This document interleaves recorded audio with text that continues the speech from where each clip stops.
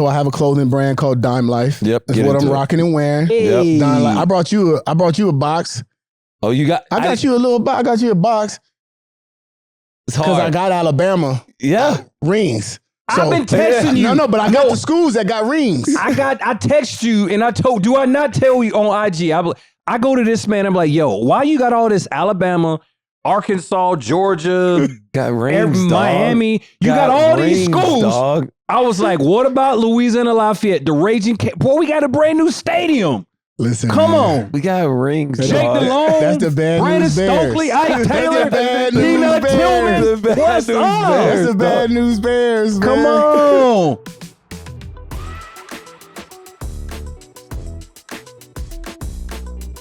What's up, everybody? I'm Peanut Tillman, and this is the NFL Players Second X podcast. And with me, as always, as my trusty co-host, Roman Denim and Beige Harper. Denim and beige. All right, I like that. It's almost like, what is it? Barnum and Bailey's? Something like that. All right, good. Yeah. Anyways, I'm really looking forward to our next guest. Love this guy, man. This guy's got great personality. He's got great vibes. I mean, he's just one of one, to be honest with you.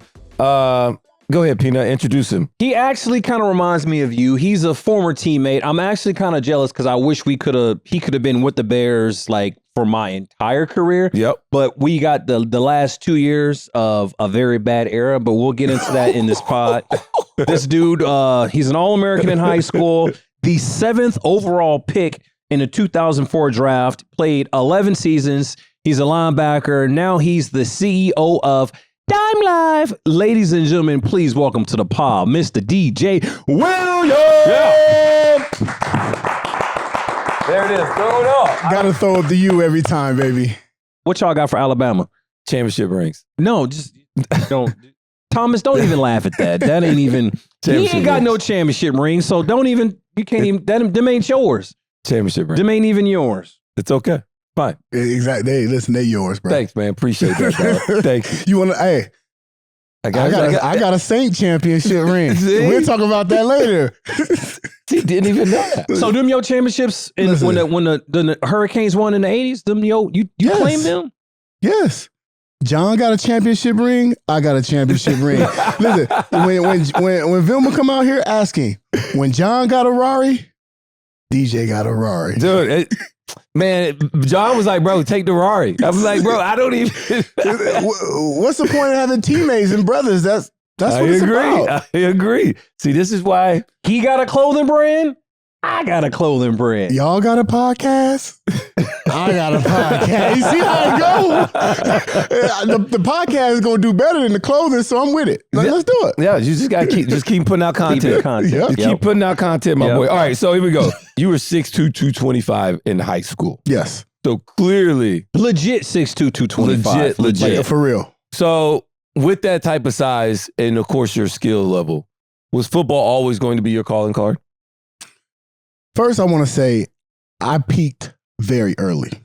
Like, all my homeboys got an inside joke that I'm actually like 60 years old.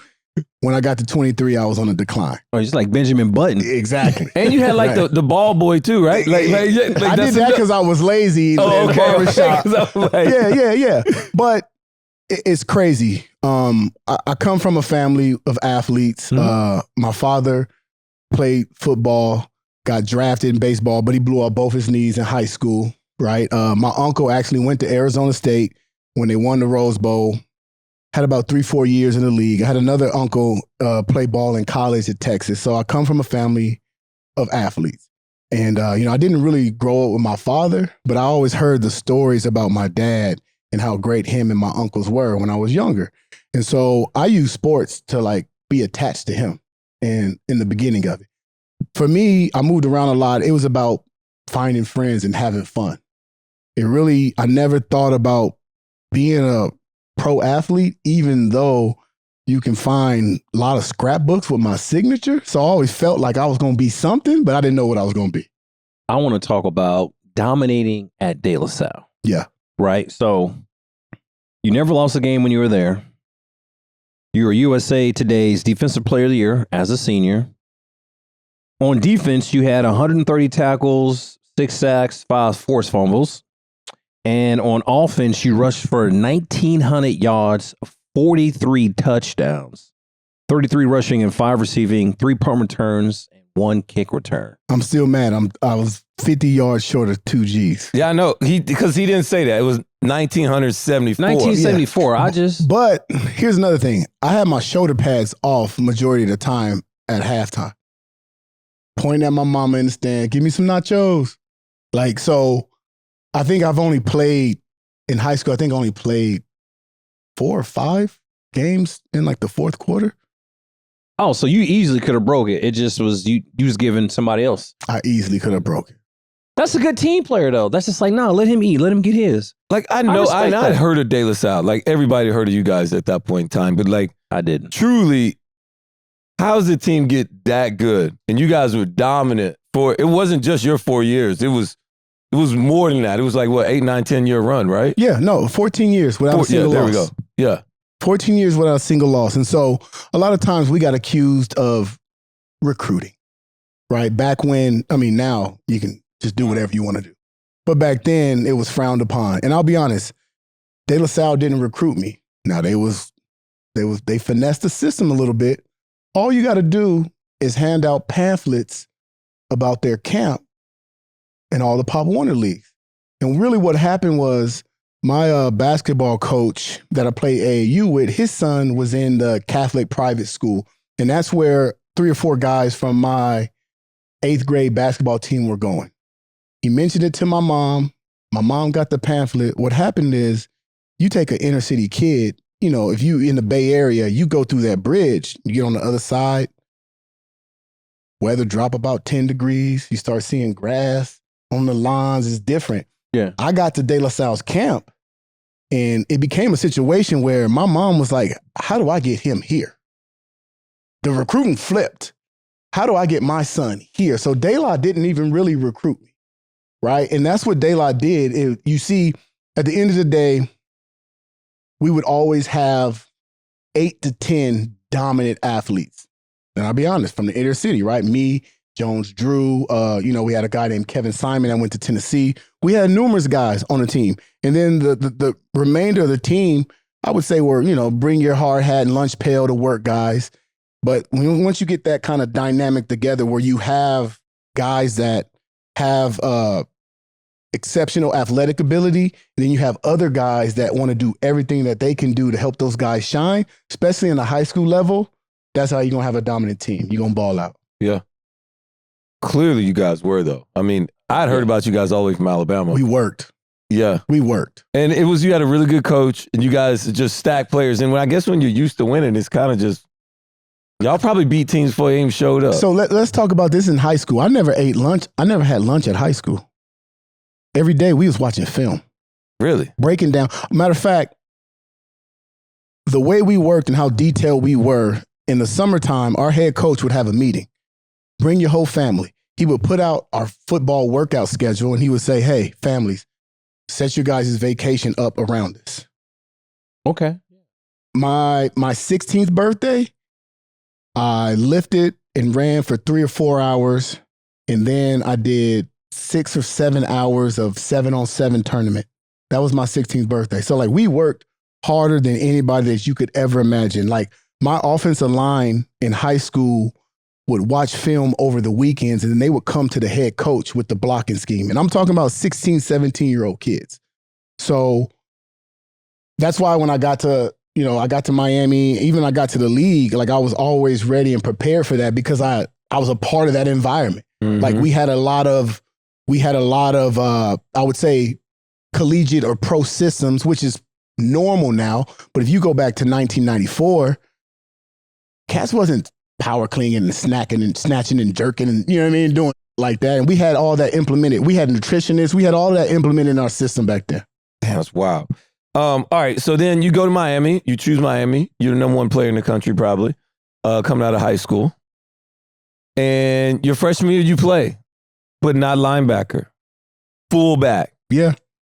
Talk about that. Why'd you do it? I believe I know why. I don't think I knew you played fullback. Yeah, bro. Freshman year, fullback, 17, out the back, wheel route, baby. Hit me. I'm open. Oh, hey, I was a Texas route king. Hey, What Magic Johnson say? Hey, I was a Texas route king. Crazy thing is Miami didn't recruit me. What? Hold on now. I didn't know that. The University of Miami did not recruit me. So how you end up here? You know, you get to choose your 5 schools. For your visits or whatever? For your visits, yeah. Right? I choose Florida State. I chose Michigan. I chose Texas. I did Cal just because it was 20, 30 minutes away from home. I wanted to be respectful. I was trying to go to Hawaii. Just because it was Hawaii? What? You wanted to go. Never been. Me and my mama, I was trying to get a free trip to Hawaii. But back then, Hawaii would make you verbally commit. True. My head coach was like, listen, we already know what's going to happen. You're going to go there. You're going to commit. You're going to come back. You're going to decommit. You're going to go to another school. It's going to make the program look bad. So he goes, well, where else do you want to go? I said, I want to go somewhere fun. This is back in the days, the book. He brings the book out with schools and names. And I'm sitting there and I'm thinking like, where would I want to go? And I just remember like 2 pivotal moments, right? I remember when Miami was playing Georgia Tech and Hamilton, the quarterback ran an option. He slipped and fell. Nate Webster almost took his head off. Barely grazed him. Camera panned to the sideline. All I saw was dreads and gold teeth, and it was lit. And then I remember fights before the game, Miami. It was actually Miami, Florida State. And that stuck in my mind. So I was like, I want to go to Miami. Went through the book. I called them.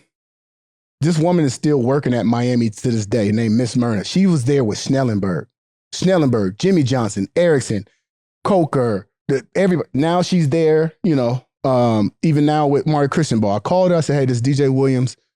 I want to come and take a trip there. She said, who? I don't think she heard me. At this time, you know, I'm feeling myself. No one playing the country. This is DJ Williams. I want to come and take a trip there. She's like, how you spell it? All right, look, D, this is J. She take my number down. I get off the phone. At the time, Coach Edson was my D coordinator. Say, what happened? I said, she took my name down. Get up to go walk away. The phone rings. I speak to every coach in the facility. Miami became my first trip. So they didn't even recruit me. So this is what, 90, this is 99 too? This is 99. Okay. You recruit them? Yeah. And Brian McKinney was my host. Love B-Mac. And if you've never heard about B-Mac and the B-Mac experience, you will 100% understand why I ended up at the University of Miami. So we had B-Mac on the pod a few days ago, and we just, I told him he was a living legend. Legend. It's like, bro, everybody knows. If you know B-Mac. Listen, the realest thing that I ever saw B-Mac do was after a night of partying, we're going up to pizza spot. Line is outside the door. So we all hungry. We've been clubbing. We've been partying, drinking all night, whatever. We want to eat pizza. B-Mac walks in, flips the thing up, walks back. We got an open kitchen. He looks at the whole party, say, what y'all want? B-Mac grabs the thing, shoves it in the oven, grab boxes, put it in the boxes, make about 7 or 8 boxes, stack them up, and just walked out. I said, for me, that was like, what just happened here? Like, he got equity in you got some equity in the spot? Right? Yeah, man, B-Mac a legend. Yeah. He definitely gave us some good energy, some good love, and some great stories. Been consistent. Just no matter where he's been. Stories. You can't find a person walking this earth that got something negative to say about B-Mac. He's always showed love. He's always been selfless, and he just wants everybody that's around him to have a great time. Yeah, and that's what he said. He's like, that's just kind of my life. That's why I want to have a good time when they're around me or when they're with me. That's love. Speeches. I've been accustomed to player speeches. Lance gave one, and it was absolutely horrendous. So I'm gonna read something. Well, not really read it, but were you in the locker room when Ed Reed gave his iconic speech, "I'm a hurt dog"? Yes. Were you in there? Yes. Did that fire you up? It did. Because I mean, if you look at it, he doesn't really. It's only like a couple seconds. Yeah. He's just like, I'm a hurt dog. We're not playing good enough. Let's go out there and play hard. And then everyone goes out. Well, and then first it was confusing, right? So I'll give you a little background story. So Ed Reed, they were part of this class at Miami called 2Gs, I believe. Miami was on probation. So you had guys like Santana Moss, Ed Reed, numerous guys that came in when Miami was stripped of a lot of scholarships. Like Santana came in on a track scholarship. A lot of people don't know that. And they were part of that class that went out there and, played against Donovan McNabb and got embarrassed and had some tough games, right? Because of the lack of players. But they got hardened by going through, fire and developing themselves. They had never won against Florida State. So coming in, I was a freshman. So I kind of knew, but I really didn't understand. But all through the summer, we running everything we doing is about beating Florida State, right? So at that point in time, we're winning the game. So majority of the team want to come in and let their foot off the gas. We happy. Florida State, used to get whooped. We win in the game. So when he goes into that, it kind of reset our mind shit like, oh, hold on, buckle down. Now, this ain't enough, dog. It's time to put the foot back on the gas pedal and keep going through it. And he was. He's like, this is a different time now. Oh, yeah. Cass was just getting injections and just going out there and doing it. And so you see him, you see in the documentary, taking his shoulder pads off, his shoulders, the AC is all out of there and whatever. So he was basically coming out and saying, like, I'm hurt. We winning. I could shut it down, but I'm not. Like, no. Y'all understand. Put your foot on the gas pedal and keep going. Like, we are so close to something that we've always wanted. And when I say we, I'm thinking about the 2Gs, the older guys that would have almost went through their career at the University of Miami and never won against Florida State. That's a huge thing. So when he said that, that kind of reset everybody's mindset, because there was guys that were happy about the position that we were in, kind of laughing and giggling and being comfortable. And that speech really just reset everybody's mindset to say, hey, we got a job to do and let's finish it. Yeah, that might be kind of leads me right into my question, and it's about the U and how the players from Miami have this, a lot of you guys have this perception that you all are like team guys. Yeah. A lot of unselfishness when it comes to Miami guys and their players. And like, where does that, I guess, come from? Like, you were known as a really good team guy. Yeah. No matter where you were. Like, you sacrificed whatever it was for the team. And so is that a Miami thing? Is it a DJ Williams thing? Or what is that? I mean, yeah, coming from De La Salle, that was something that we preached as well. But it's a Miami thing. We have a term and we have a phrase, is he a Miami guy? Right? And a quick story is, I remember I was hosting one of the top D tackle recruits out of California. It was between Miami and USC, 6'5", 300 and whatever pounds, like whatever. I'm hanging around for 15, 20 minutes. He don't have that team mindset energy. So, when you're recruiting a guy, it's like, okay, you do the thing with the family and the parents. Now you take him back to the hotel. It's like, oh, get dressed. We finna go out. He go up, get dressed, we leave him. Did you leave him? Leave him. Now, the next morning, my coach is like, yo, what happened? Da-da-da. He ain't no Miami guy. Said, Coach Hargrave, say no more. And it was never, one thing, we never hated on each other. How hard that we competed, you would have thought we hated each other within between the lines, but that never stepped outside of the line. So we never hated each other. So it's a phrase and it's a saying, like, is he a Miami guy? And again, because of the great athletes that we had, you would think that, we had like everybody look at me.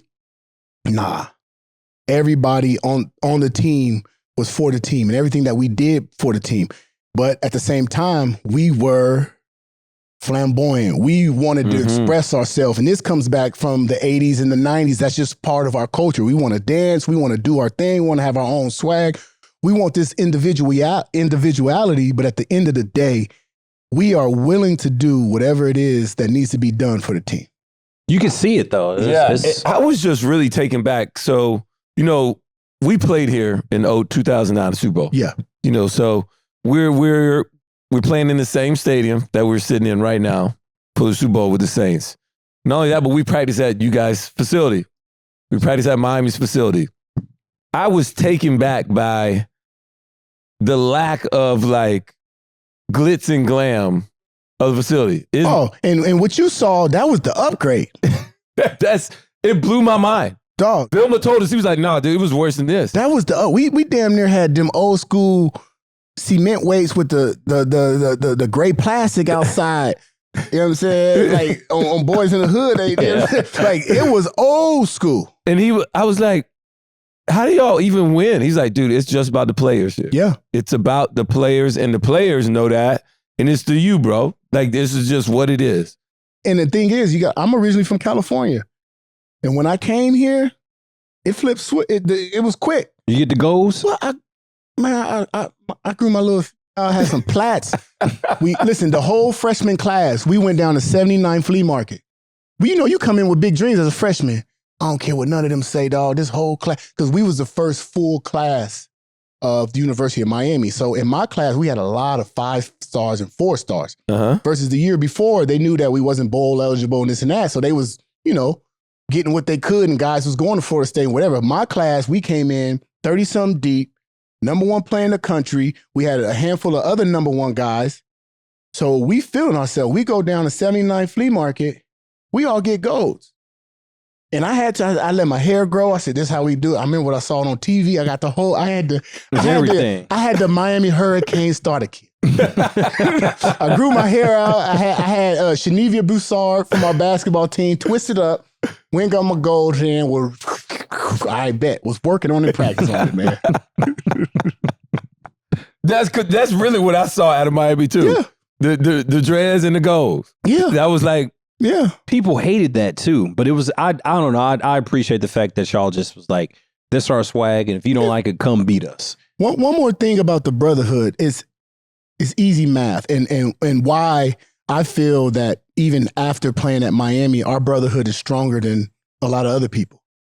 Let's go about Ohio State. You play at Ohio State, you win a national championship, and you go to the league in the summertime. Where are you going to train? Florida, down here, Miami. Let's say you were in Alabama. You just got $20 million, In the summer, where you going to go live? They don't go back to Alabama. The thing was after we played here together, then we all went to the league.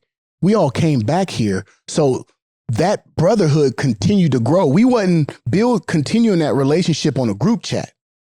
During Andrew Swayze's time here, used to be our strength coach, you would have 35 guys here at a time in the offseason training. So what do you think it does for this incoming freshman when he's out there doing 7-on-7, the corner, and Santana or Reggie Wayne come in and say, let me step in. Oh, y'all still running the same playbook? Oh yeah, I know this route. Boom. So that's how the legacy continued to build. Now, what happened is when we had the big dips and the falls is when the guards changed. They got rid of Swayze. We had different coaches come in. NCAA kind of changed the rules, and they made it uncomfortable to come back around. Guys stopped coming around. Like Mike Irv say, we started losing recipes, right? So we started losing recipes because the old heads that knew the Miami way weren't coming back around and teaching the young guys. And then so now you have this young NIL generation, guys making money, getting all this status. They didn't know how to handle it because they didn't have a big brother hey, bro, this is how you're supposed to do it. This is how you're supposed to handle yourself. Yeah, I want to transition. You're in the NFL now, right? Yeah. Success in college, success in high school. Now you're in the league. Dominant player in high school, dominant player in college. Now you're back in the league, or you're in the league, and you kind of got to start all over again. Start at the bottom. You're a rookie. Mm-hmm. What was your welcome to the NFL moment? Whew. Boy, I had 2 of them. Okay. I'll give the one that was quick and fast. New Orleans Saints, Deuce Staley. Deuce McAllister. Deuce McAllister. Yep. He stiff-armed me so hard. I got up to the ref and I said, how could you not call that? It felt like I went up to tackle him. I stopped my feet. Like he stopped his feet and just punched me in the face. My feet went up and I really was like, yo, like you can't do this. Right? That was one. The other one was Lorenzo Neal. Oh. All right. Ooh. So Chargers like to run power O. Yeah, they do. And everybody was LT back there too? LT. Yeah. Chargers like to run power O. Everybody know that LT, unlike different than a lot of other running backs, he likes to keep it in the A gap. But LT also has this side jump hop Well, he'll stop and he'll go 9 yards that way and get outside. So I would had to be force, right? For anybody that know what force is, it means I got to be on the outside of the whole defense and I got to keep everything inside.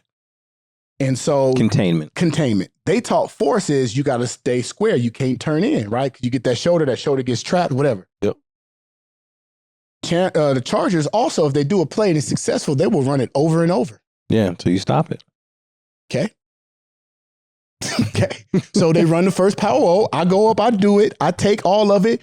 Wow. Whole shoulder rattle. I keep it inside. LT goes, get 3-4 yards. But that's enough for them. They want to run it again. They come out, they run the same play again. I come out, I get up on the edge. I know. Are they running it right back to back, or this is like a couple plays? Back to back. Oh, back to back. Oh, yeah. They're going to run it back to back. Same thing, back to back. Boom. All right. I kept to contain the second time, this and that. And I remember I'm getting in the huddle and I'm getting attaboy pass on the head. That's why you keep it inside, you know, da, da, da. So now we call it again and I know. So you know what? I'm like, you know what? Nah, dog. Because he was blowing me up, but he didn't drop me. Right. But he was winning. This time I said, I'm going to turn into him. All right, we're going to see. Yeah. Same thing happened. I ran, I went and did it. All I know is I ended up on my back. You know, that whole area grazed all over me and I was on the ground. And then I'm on the ground, he leaned over me, and this is real, this is not exaggerated. He goes, hey, youngin, you gonna vote for me in the Pro Bowl. And I'm on the ground, I'm looking up, in my mind, I'm thinking like, O'Neal, like how you spell it? Like, and for me, because before the game, I had saw film on him. Yeah.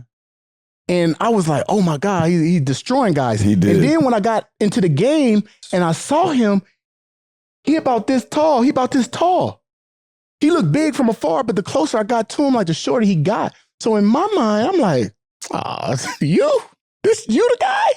Nah, that was my real one where it's like, there are just individuals out there that want it more than you. And I would say that have been through it. And like, again, it's just, you got to get baptized. If you ain't never been baptized, you know what the saying is, you ain't never been ran over, you ain't played long enough. Oh yeah. It's everybody gonna get got at some point. That's it. That's just, you like, dang. You got to get on the train track. Yeah. Sometimes you just got to get on the train track. You got to get up though. Yeah. You know what I mean? I'm glad you got up though. I did. Well, Lorenzo Neal had like the bull rings on his helmet too. No, and then that off season, I saw him at John Lynch golf tournament, and he had a T-shirt tucked into jeans with a belt on and penny loafers, and I just couldn't get over it. I let this dude do this to me. A T-shirt, like a regular T-shirt tucked into jeans with a belt. I said, with the loafers? With the loafers. White socks. Exactly. Yeah. He got you, dog. All right. Let's talk about, you played multiple positions clearly in high school. You played them in college when you needed to. Mm-hmm. You also did it in the NFL. You played just about every linebacker position in Denver at one point in time. You went from the Mike to the Wheel. I guess you played the Sam too. I played the Mike, the Will, the Jack, the Frank, the Peanut, right? The Roman. I played the Roman. I played them all. My first year or 2 years, I also had offensive packages. Really? Yeah. And matter of fact, it got tore up and flushed down the toilet in this stadium. Okay, so first of all, how are you still productive playing all these different places? And then you're going to tell me about this offensive package. And what happened? Because somebody must have not blocked. Yeah, somebody didn't block. So to be honest, it was hard than a mug. And I didn't realize how hard it was until I got to Chicago and I played next to Lance. So Lance and I are from like 15, 20 minutes from each other. So we always knew about each other growing up, right? And, you know, I used to watch Lance and study Lance. I'm not going to lie. I thought Lance freestyled everything because Lance was anywhere and everywhere on every defensive call. But what I realized is, no, that's how well he knows the defense. He can bluff 5 gaps away and he knows how and where he needs to get to. So for me, it was tough because every year I played 11 years. I had 9 defensive coordinators, 10 defensive linebacker coaches, The only time I ever played the same position in the same position in the same position in the same system was in Chicago. Wow. But I didn't have the same coaches. Well, that was kind of terrible because Lance was having to tell the coach what to do. Yes. I forget his name. But that's what I'm saying. So to answer your question, I got by, and this is bad. I was a part of so many different systems and so many different things that I got to around year 4 or 5, I really stopped truly learning the new system. And so they'd be in a huddle and they would call something. And in my mind, I'd be like, oh, that's the old Kansas. So the whole team would be running over Joker 75. And in my mind, I'd be like, Kansas. Because it was just too much of a learning. Yeah. It was too much of a learning curve. So a lot of it, I got by on just like athleticism and running around. But to be honest, it was difficult, dog. Yeah, for sure. It was difficult. And I didn't realize how difficult it was until I got by somebody that played the same position, even though we didn't have the same coaches in the same system. The first time we went out there and the coach talked about playing cover 2, and Lance said, the ball snap, you're going to pat, clear the run, look at number 1, outside release, go wider, inside release, go stack, because that guy going to try to beat you over the top. High low. Then you take a look over your shoulder. If you don't see color, go back there because the guy done went out on you. And I saw Lance do that. Shit don't work. And I saw him do it 10 times in a row. And I was like, I got cheated. Dog. Like my potential, my ability, like I didn't, you know what I mean? Yeah. No. I didn't get it. So again, but answer your question, it was tough. A lot of it, when I was at Will, it's easy. Will linebacker is very, very easy. At the end of the day, I got B gap number 2 weak 80% of the time. Yeah. Now that's what I feel like my natural position is. Now when I got to Mike, that's when I really had to get into studying and film prepping and, kind of doing all those extra things. But a lot of it too was just like see ball, get ball. Yeah. Yeah. So when you came to Chicago, I mean, I was blessed. I had Brian in his prime. I had Luke in his prime. I played with some really good linebackers. When you came to Chicago in 2013, Brian had just retired. Oh, man. Did you feel that you had to be the next Brian Urlacher or like try to replace him to be, a really good linebacker? Listen, so I would say, first of all, I love the city of Chicago. Mm-hmm. And them 4 games that we did win, it was lit. They threw the jersey on the bear, on the lion, on the bear, whatever it was. The colors. The city, Leo. It was lit. Yeah. Man, so when I'm first out there, hey, you DJ Williams. No, people was coming up to me saying, hey, your Urlacher's back, your Urlacher's replacement. After hearing that like 4 or 5 times, oh yeah, you play some Big Cat. I started to hear like, maybe that's not a good thing, right? Just because of the standard. Mm-hmm. So there was a lot of pressure, and I'll be honest, these wheels was about ready to fall off, right? So it wasn't like I was at my prime. Right. I was at the tail end of my career. I was coming in to place a Hall of Fame, one of the greatest linebackers that have ever existed, that was like the face. He was the face of a city. Yeah. Of a city. Yeah, he was. Like the face of a city. So it was a lot of pressure, but having Lance there, mm-hmm. because again, Lance knew the defense so well. Lance was able to take out a lot of just the fluff. Don't listen. Throw that. No, listen. Do it like this. Do it like this. But so he was able to fast track me into learning the position and figuring it out. Because if I had to really learn the way the Tampa 2, but then it's the Bear 2 is different. Like it's just all the little caveats. It was a lot. So Lance was able to say, no, don't listen to that. Don't pay attention to this. Do this, do this, do that. So he was able to help me during that time. Bro, our linebacker room was so bad coaching when Lovey and them left. Like, I forget the coach's name. I don't need to say his name. But Lance would be like we would literally be in defensive meetings. Lance would be like, nope, yeah, that's not how that goes.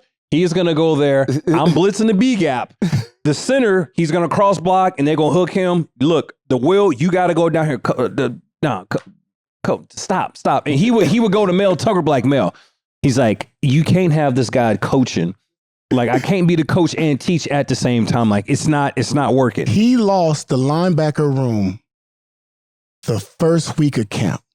Because, you know, Lance liked to joke. Lance liked to ask questions and whatever. So he said, hey, coach. He says, if you wasn't a football coach, what would you be doing? I'm going to be honest. Every coach that I've ever had in my life, it's been 2 answers. Nothing. That's all I know. Or some crazy exotic fantasy that you could never achieve, right? Yeah. F1 driver, some crazy stuff. I know his name, but I ain't gonna say it. Yeah. This man said, a park ranger. Honestly, I like nature. And if I wasn't coaching football, I'd be a park ranger. I never knew that. Ask Lance. And everybody looked like, oh yeah, this ain't gonna work. Yeah, we finna suck. Then they asked him if you know, what's your vice? You drink? Is it the women? No, I don't drink. And it was like, yeah, I think he double agent, dog. I think he double agent, dog. Like, what is he in here for? Who is this guy? What is he in here for? Yeah, this is double agent, dog. It's a trip. Yeah. He trying to set us up.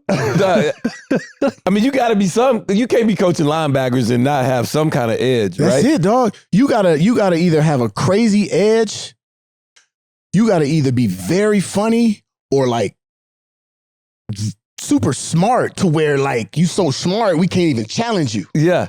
This guy was park ranger. Just in nature. Hey, I just planted an apricot tree, guys. Hey guys, butterfly. Oh my God. Yeah. All right, DJ. what keeps DJ busy nowadays? In your second act. Second act. I dived in trying to be a entrepreneur. So I have a clothing brand called Dyme Lyfe. Yep. That's what I'm rocking and wearing. Hey. Yep. Dyme Lyfe.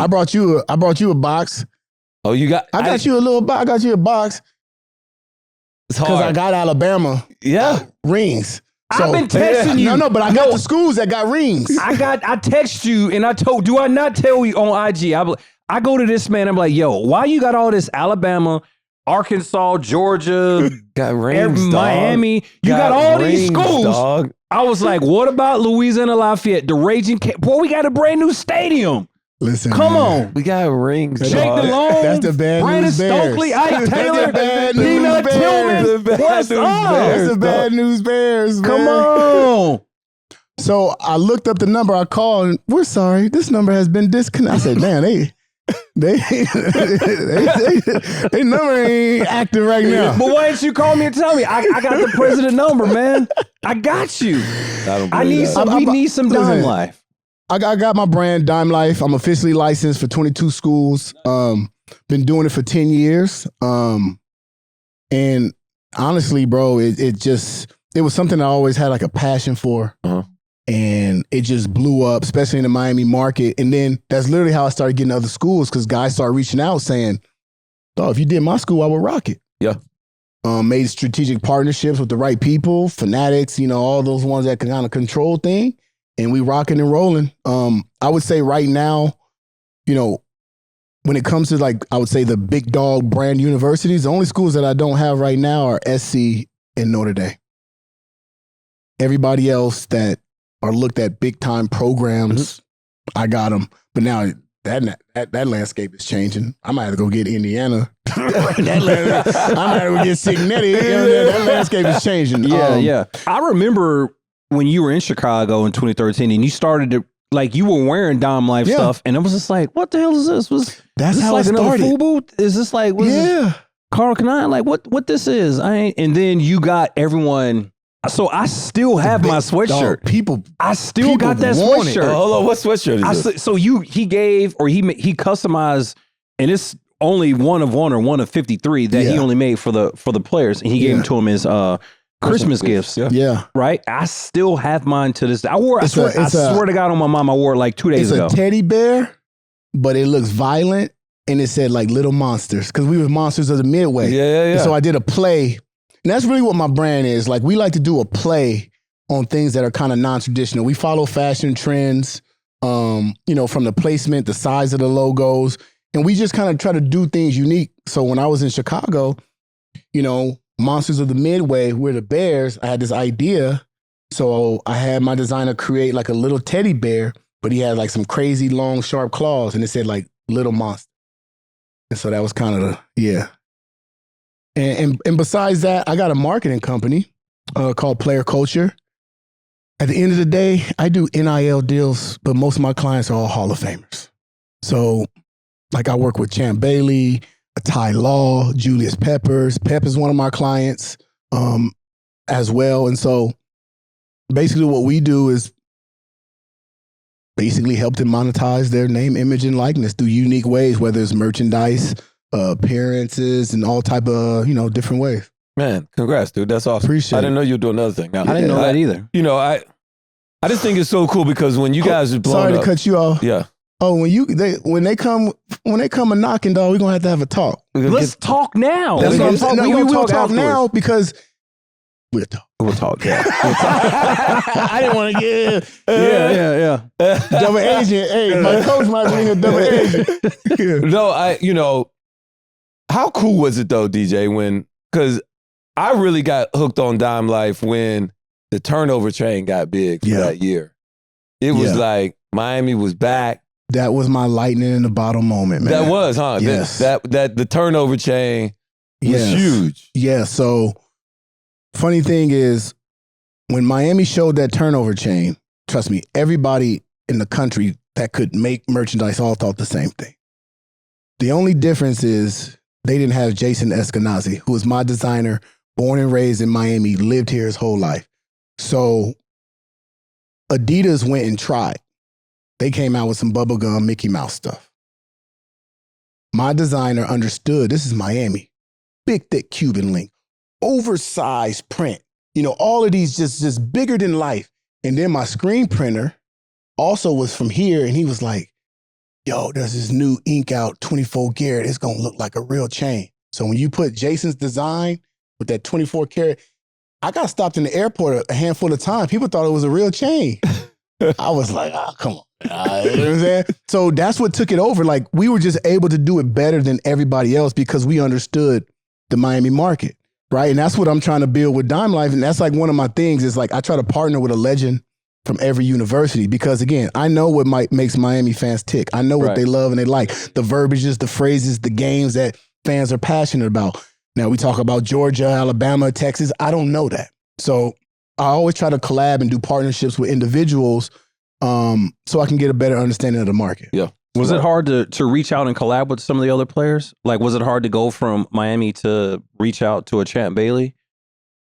No. So my first partners were Champ, Fred Taylor, and Roy Williams, right? Oklahoma Roy Williams. And it wasn't, but the next steps have been kind of challenging. And because at the end of the day, I'm a startup, right? And so guys that I'm reaching out to played great careers, made some good money. And so when you're part of a startup, it's work, it's ground roots, it's, and these guys is used to like brands coming up saying, hey, here's 6 figures to post this. And for me, I'm like, I'm honest with guys. I'm like, look, there ain't no money for 3, 4, 5 years. But if we build this thing up, we're gonna own something, right? We're gonna own something. Then on top of that, the biggest benefit that I've seen out of it is for the University of Miami, I'm a partner because 25% of everything that I do goes to the school. So if you want to talk about, alumni and individuals donating, I was just savvy. I didn't just give my school money. I created a business where I give my school money. And so now, because they look at me as a partner and I'm having conversations with individuals in the building on a weekly basis, it's helped me out in my other business with Player Culture. They've contracted me out. And so when I reach out to guys, I pitch, I say, listen, first of all, we're going to make fly merch. We're going to have fun.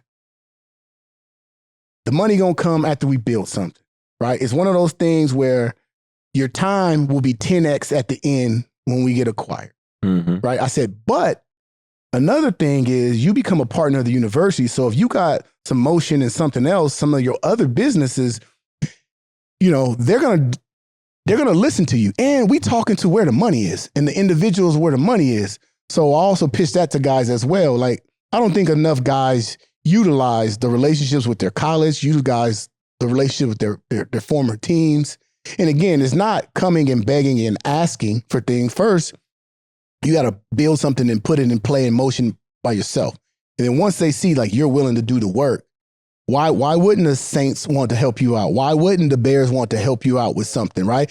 Number one thing is it's great PR. Great for them too. It's great PR. Yeah. Right. You got Dyme Lyfe. Look into that camera right there where this little ugly kid is with this black hat and tell them where you can find your merch. So DymeLyfe.com is the dopest, freshest collegiate merchandise in the game. Our motto is it's a lifestyle, not a season. Again, that's DymeLyfe.com. DymeLyfe.com. So do you think enough of us actually use each other? No.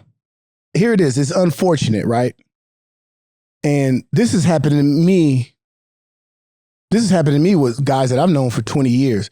And I think that, we get accustomed to, like I said, these big time corporations that'll come and flash 50 grand in our face, but then they're going to go ahead and somehow make hundreds of millions off of that.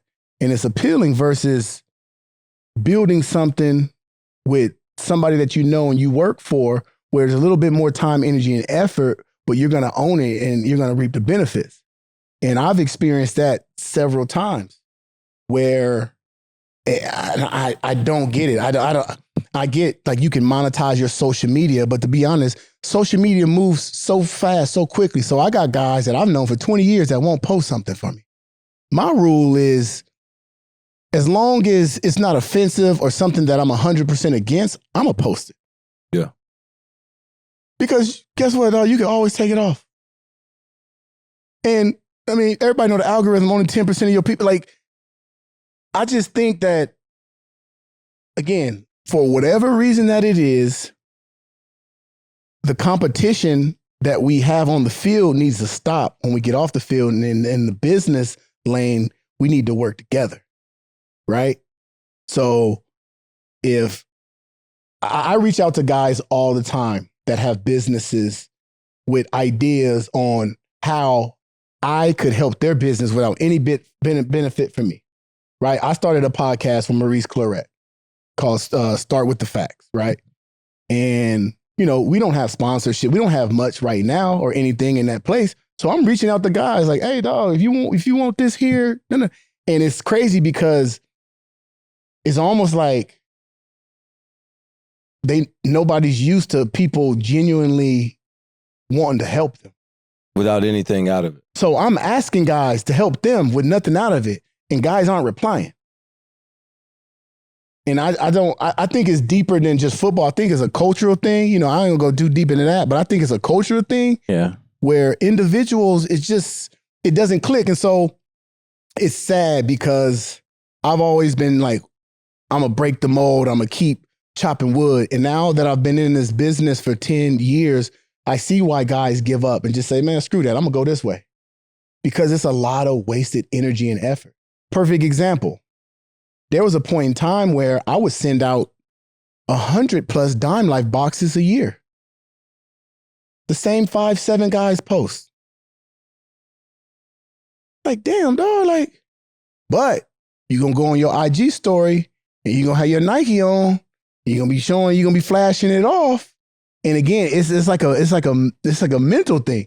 And it blow my mind. It's like, damn, I'm your boy. And that's what I tell people. I say, when I try to bring them on as a Dyme Lyfe partner, I say, nothing in your life is really going to change except for when you post and you go to the games, you're going to be wearing your merchandise.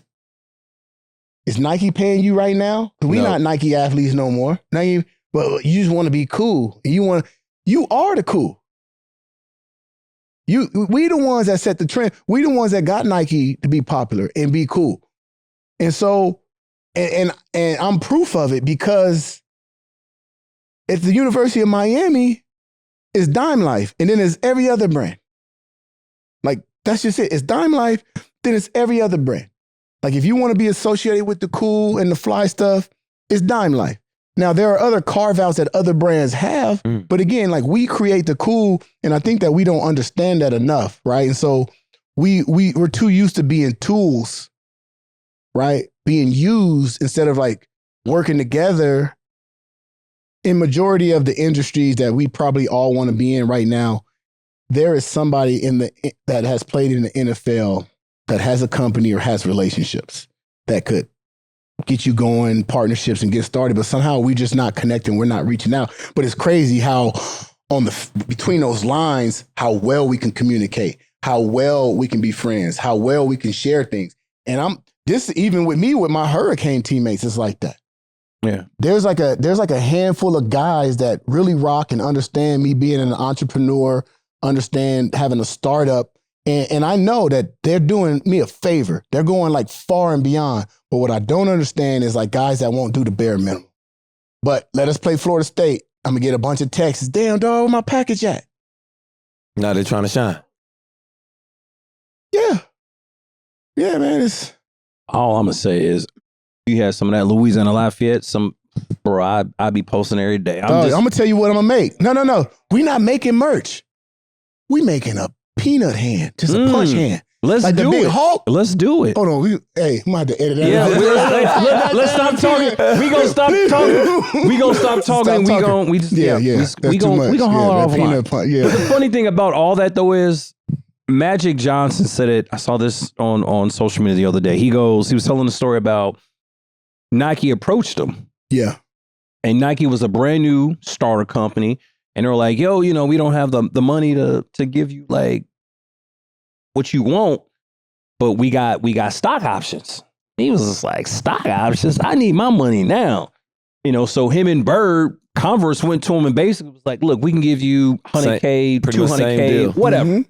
And he was like, I need it. It's like, I need my cash in my hand. I ain't know nothing about no stocks. And he goes, worst decision I've ever made, not taking the stock in Nike. So yeah, I'm with you. I love the idea. It's like, yo, the money will be there kind of, if you build it, they will come. Like, we'll see it in time. And again, majority of the guys that I'm approaching, I think we're pretty well off. Oh, for sure. Yeah. It's not a lot. But yeah. I'm shocked and happy that you got Bama now. So I'm gonna have to go to the website more now. My bad, big dog. So how was your podcast with Maurice going? It's going well. So I think we're 2 months in. Okay. Nice. We are under the Come and Talk to Me network. It is what it is. So we've branched off from It Is What It Is. Oh, okay. With Cameron and May. So he's on there once a week. And, he built a relationship with them to the point to where, they've started to break off. Like Cam now has his own show by himself. Stat, who's the female host, University of Miami alum, she has her own show. So then with Mo, they was like, dog, build your own show. We're building a network. We're getting together. Yeah. Look at us. You see that? Yeah. And they basically said, Mo, it's your show. Whatever you want, however you want to do it, we'll support it. Get it up and running. Put it all together. It'll live under our network, right? We start getting the numbers to where we can, take you to our business partners, and we can start doing that. And so we air every day. Right now it's at 5 every day. And we focus heavily on college sports, college football, college sports. Of course, we got to hit the NFL, but I'd say 75% of our content is about college sports. I think it's a way more emotional sport. Yeah. Everybody's emotional about their college. And it's just an easy thing to talk about. You are so emotional about your college. I am emotional about my college. I chose there. The NFL, they chose me. Yeah. And then you start following the money. They chose you and retired you. Yeah, I mean, so it's different. I would say this too. I'm so happy and proud of Maurice Clarett to come back from his story where, he was kind of shunned for everything that happened, and he did nothing different than what everybody does now in college football. And so for him to be able to bounce back, and he did a lot of like charity work. To this day. Yeah. Public speaking. Does a ton of that stuff. Really cleaned up everybody's image of him is completely different than what it used to be 15 years ago. So really happy for him. And the same with you. You know what I'm saying? Like, you weren't always the clean image guy. But hey, man. Yeah, I can't tell the truth. I was a part of some some situations where I had to be the fall guy. To this day, man. But you know what it was? I know, I'll talk about it. With me, it was, we'll go a little bit deep, right?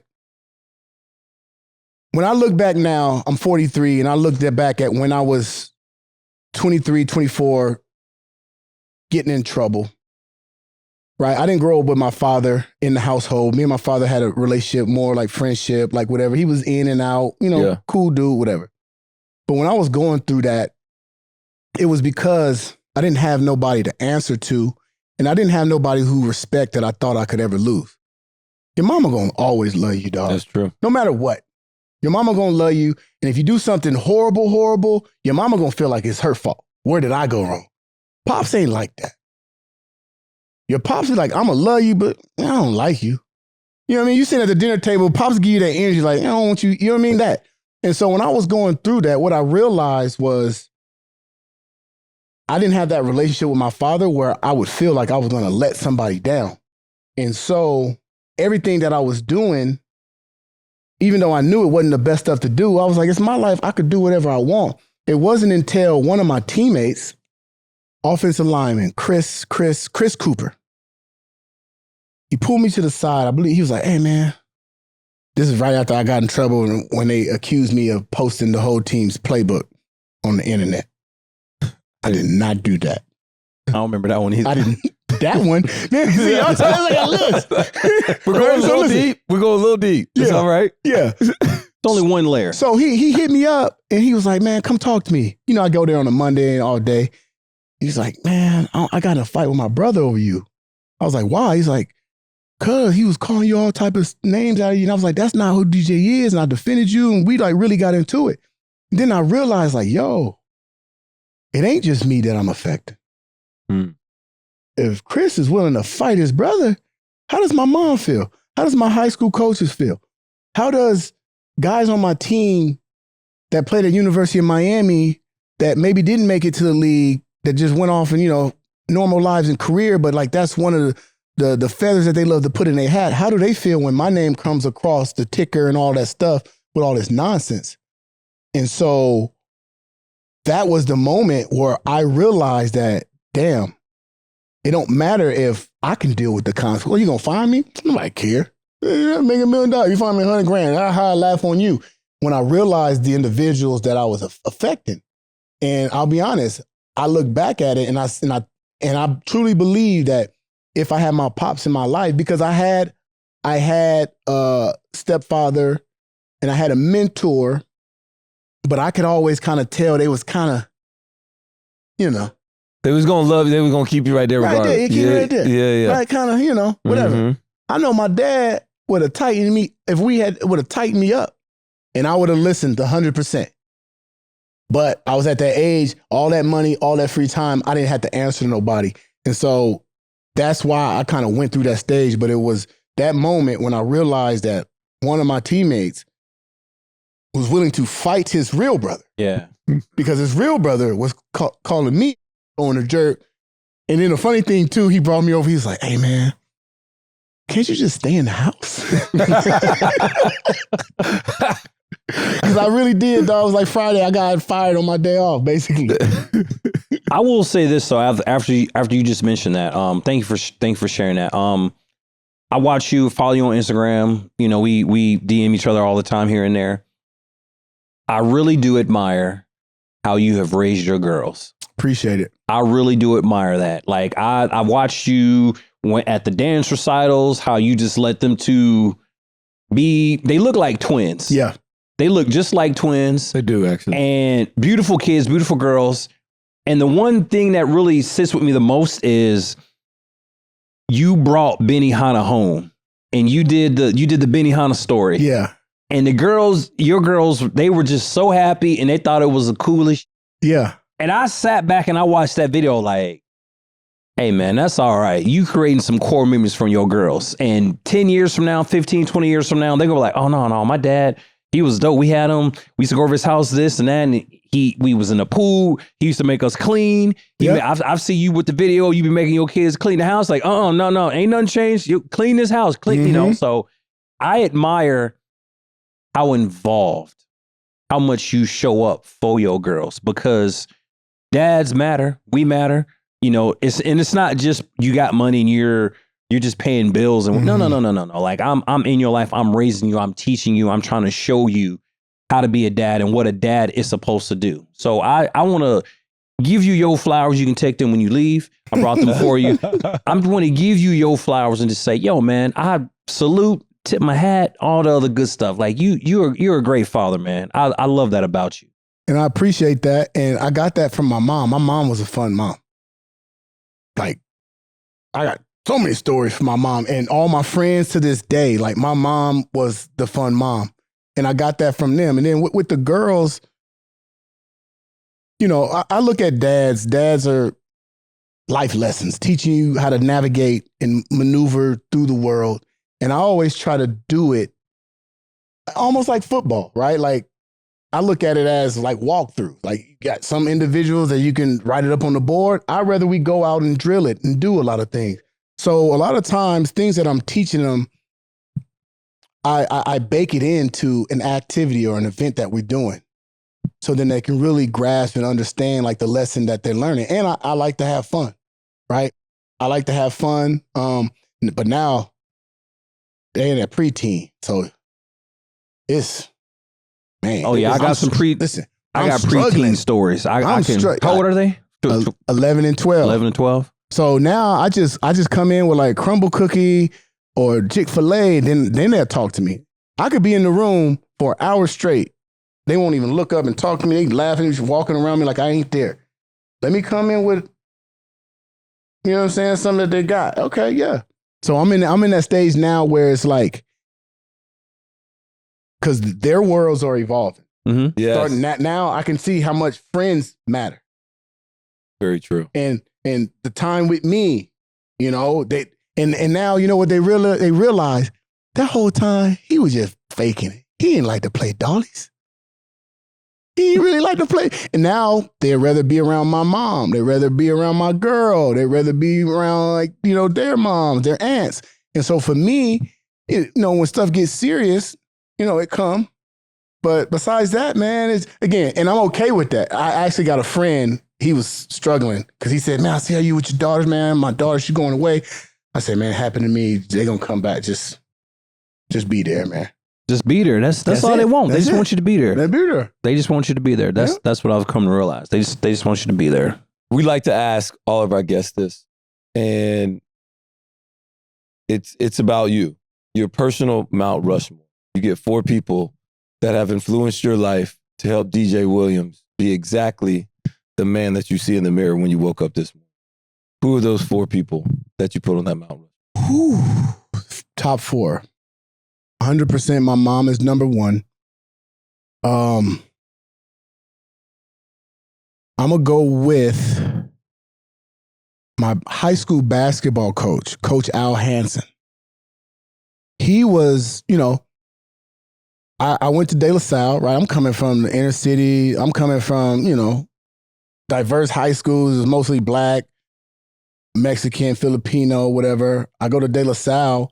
It was 90, put it like this. It was 5 black guys in my graduating class. Totally different environment.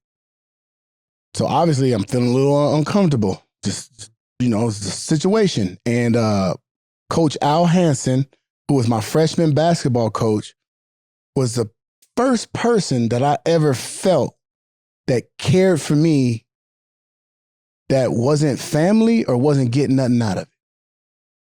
And listen, I played basketball with him for 1 year. Mm-hmm. Then I went on football. He got every football game. I go to Miami. He coming to Miami games. I'm in the league in Denver. He coming to Denver game. Guess what? He's born and raised in Chicago. I'm in Chicago. He's going to Chicago games. Like, parts of my life, he's always there, always around. When I look back, when I was getting in trouble, mm-hmm. I remember he kind of gave me the message, and I felt like it was going to come. And then he didn't go all the way there, right? But again, it let me know, like, damn, I'm affecting Coach Hansen. So him, because I learned from him that people that you love and care about don't have to be your immediate family. This was an individual where we built a relationship, and that we built, turned into family, and we grew into that, right? I'm gonna go with. I'll go with Coach Andrew Swayze, University of Miami strength coach, just because it was just like seeing a black man doing it right and being like, dang, it is possible to have a career, smart, educated, have a wife, love you, all the things that you don't see a lot. Like it was like a real life Bill Cosby, meaning like, oh, you do all these things. Yeah. And on top of that, wasn't a square. I would want to hang around and like, I really want to be like you. Yeah. Like, I don't want to just take these good things about you. I really want to be like you. And for me, like if football didn't work out, I was going to always be like a personal trainer. Like I was always into fitness and working out. So just the way that he trained and had us go through things and whatever, like I always admired that part. And he made the work that we did so much fun, it didn't feel like work, right? And then I'm going to go with Jonathan Vilma. I'm going to go with Jonathan Vilma because I'll probably get goosebumps, look, to be side by side, it's crazy because technically we were supposed to battle. So we played the exact same position we came in, but to be side by side with somebody. And I always joke, he always did everything right. Like, always did everything right. And to be side by side with somebody like that, it starts to wear off on you. And so I always joke with him, and it's like, I was like, you pulled me back from the edge, and I pushed you closer so you could enjoy life and have fun. Like the yin and the yang. Yeah. And to see somebody that worked hard every day and crunched and grinded and obtained something. Like he deserves every accolade, everything that he's ever gotten. And it's funny because there was a point in time where I got real crazy. And I remember one time he took me and he looked me, you know how John get that, all right, the top lip get tight. And he's like, if you ever do that again, dog, I'm done with you. And I was like, man, shut up. And I was like, wait.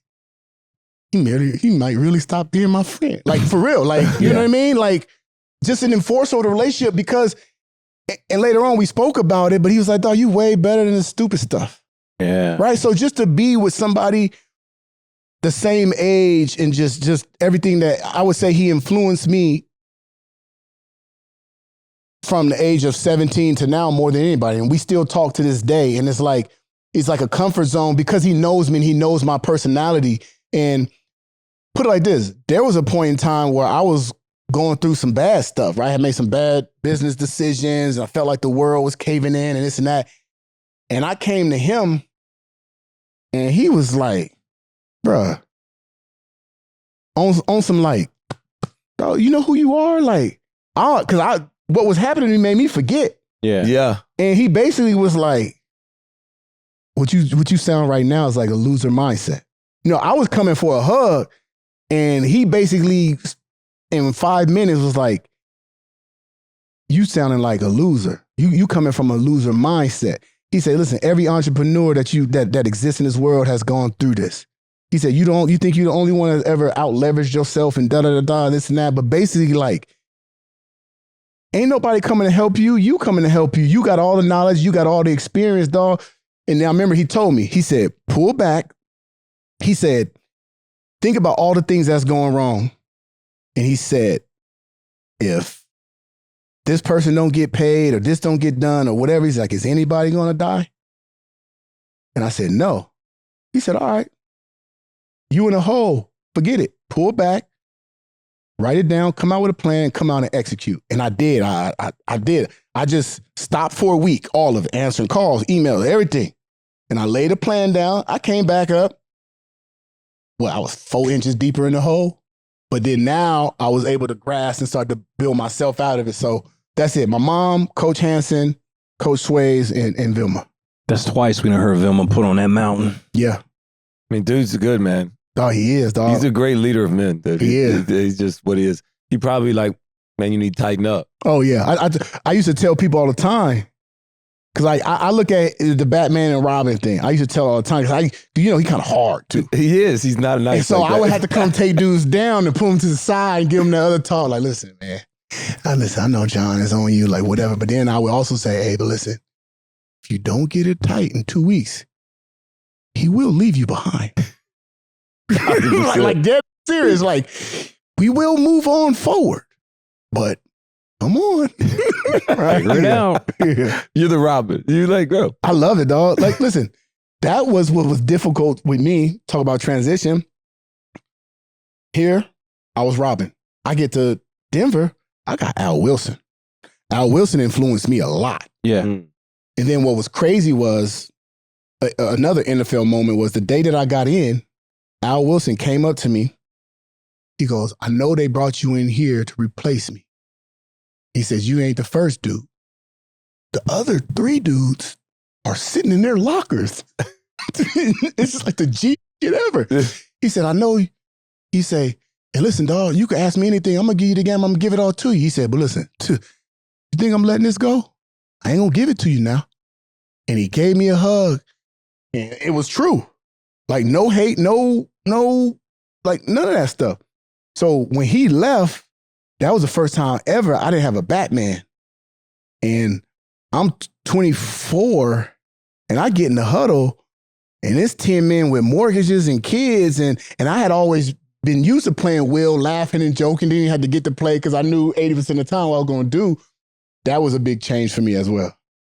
I don't think people realize when you get in that huddle how you got to command the attention. No different than a quarterback at a young 22, 23-year-old Tua as he gets in the huddle. It's just like, yo, you really got to command. You can't, that's the thing, you can't fake it. No, they know so it. If you scared and you fit or, you know what I mean? And it's just, you can't fake it. Ain't nobody trying to go to war with a quarterback or a Mike linebacker calling a defense who just all timid and scared. It's like, all right, Park Ranger guys, what's up? Yeah, ain't no. Let's go and hit that power O. Let's go, guys. You gotta be like Lynch. Like, you know, Lynch looked like he's selling insurance off the field. Lynch get in there, the way them eyes go, it's like, oh no, okay. It's a different dude, man. Well, man, DJ, you were awesome, bro. I appreciate you. I knew you was going to be a hit. I was telling the producer, I was like, yo, he's one of my favorite people. I'm glad we got him on the pod. He going to tell some great stories, bring some great energy, and we going to laugh. And it's just like a conversation. So I want to say one more thing. Yeah. So earlier when I was talking about like, y'all got a ring, I got a ring. So this is just the last thing. It was a great story, right? Showing John and I's relationship. Our rookie year, we had his house playing Tonk. Right, this is the off season of our rookie year. John is talking about can't wait to win a Super Bowl. You ain't never winning no Super Bowl. Shut up, right? You know, talking. Bet I do win a Super Bowl. I said I'll bet you $10,000 you will end your NFL career without a Super Bowl. Right? Only one team out of 32 teams can win in a year. So I'm feeling like the odds are in my favor. We made that bet. That year that y'all came here to win to play the Super Bowl, he got me a ticket to go to the game. I didn't go to the game because I knew y'all was going to win. You remember what I did? I set up the party at Live. Oh, you set that up. So I already knew my dog was going to go and win it. I set the party up at Live. I showed up to Live and I say, hey, I got the New Orleans Saints here. There's like, how many? I was going to try to lie. I was like 15, 20, 40 guys. They said 80,000 just to get in. I got my Amex. So I put it down. They put it all on my card. So that whole night, I'm in there trying to enjoy. I'm waiting for somebody to like start talking and give me the money back. I start seeing practice squad guys ordering more bottles of rosé and everything. I ended up getting the money back. But true story was that off season, 75% of the places that y'all went, I went. Even one time when we was in Vegas, I was like, dog, just give me like a Super Bowl hat. Like I was wearing Cat's ring, everything. I didn't know that. Yeah, dog. So John got a ring, I got a ring. I appreciate that. Yeah, man. Why you ain't give me your ring? See? We didn't make the Bring bet. it next time. Bring it next time. I will. Super Bowl, bring the ring. I'll bring it. I'm gonna get all types of free I'll stuff. bring it. The hat go too though. No, my boy got play off the hat that night. See? Do you see what I'm saying? He did, literally. The whole sweatsuit. Dude, he did. Like, literally. Hey, let's wear Super Bowl 50 stuff. Screw it. Why yeah, do it? all right, it's fine, bro. It's fine. It was crazy. But yeah, that's real. Hopefully John Vilma let us hang out again. Yeah. Hopefully we'll see. Yeah. Just not two of us alone, it ain't gonna happen. Yeah. Well, anyway. We appreciate y'all. Yeah, man, for always tuning in. Like we always say, man, whether you listen to us, Apple Podcasts, iHeartRadio, wherever you pick up your podcast, make sure you like, subscribe, leave a couple comments. Make sure you hit that follow button as well. Peanut, get us out of here. I'm Peanut. That's Roman. And that is the great DJ Williams. And this is the NFL Players Second Acts Podcast. We out.